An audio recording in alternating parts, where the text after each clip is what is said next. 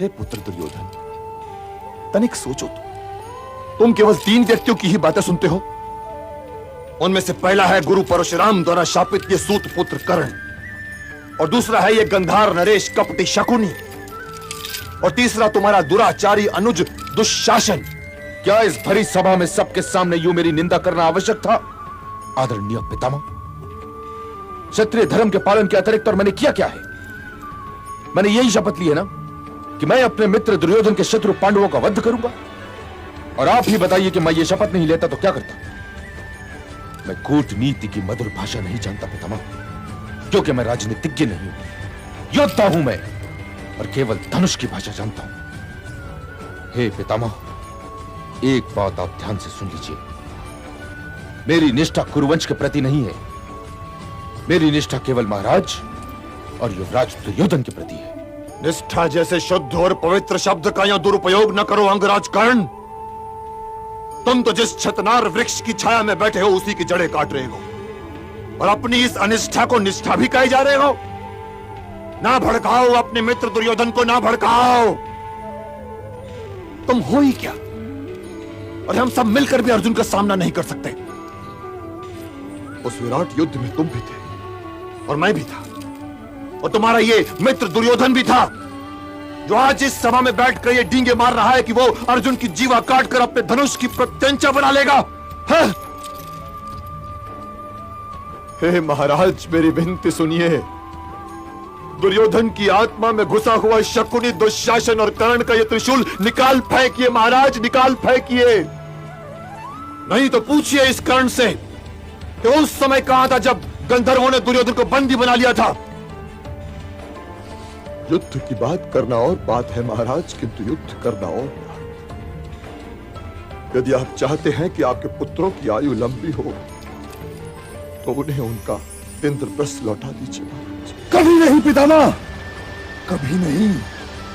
पहले वे 12 बरस के वनवास को स्वीकार करें और तब आए।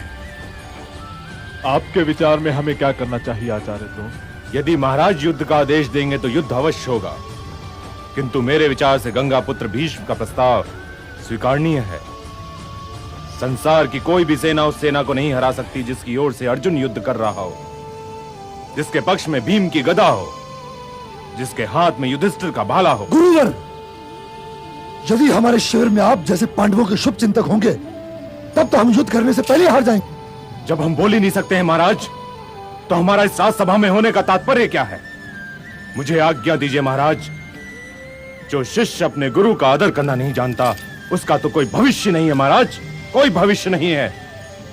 जब आप आदेश देंगे तो रणभूमि में अवश्य आ जाऊंगा और उस अर्जुन के विरुद्ध युद्ध करूंगा जो मेरा सबसे प्रिय शिष्य है।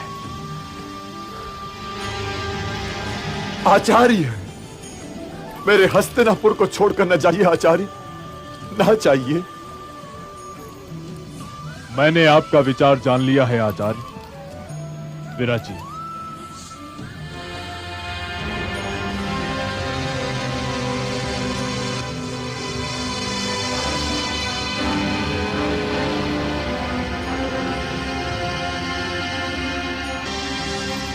अर्जुन तो अग्नि शिखर है संजय, उसके कहे से मन क्या मैला करना। तुम ये बताओ कि स्वयं धर्मराज युधिष्ठिर ने क्या प्रस्ताव भेजा?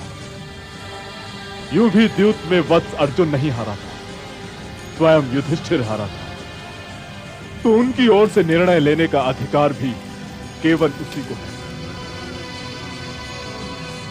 क्या वो भी युद्ध की तैयारी कर रहा है? यदि हां, तो यह भी बताओ क्या वहां कोई ऐसा भी था जो युद्ध के प्रस्ताव का विरोध कर रहा था? वासुदेव कृष्ण के अतिरिक्त वहां कोई शांति की भाषा नहीं बोल रहा था महाराज। मैं युधिष्ठिर के रोष और वासुदेव की शांति के अतिरिक्त और किसी से नहीं डरता संजय। क्या तुम्हारे कहने का तात्पर्य यह है कि वे युद्ध चाहते हैं? उनके पास 2 ही विकल्प हैं महाराज, इंद्रप्रस्थ या युद्ध।